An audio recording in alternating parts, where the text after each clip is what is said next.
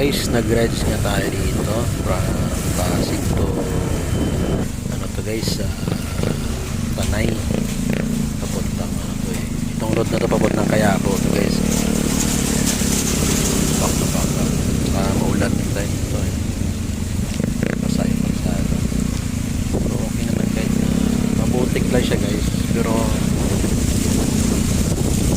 nadulas. Matigas kasi siya eh. Bababa na kami ng ilog dyan guys. Ang gandang ilog dyan sa papuntang Quiapo. Ganda pa sa landan guys, nakaka-relax dyan. Kaya kapunta ka dyan talagang relax ka talaga.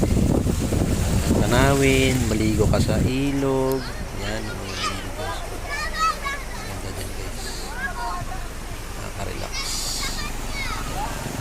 Sarap maligo guys.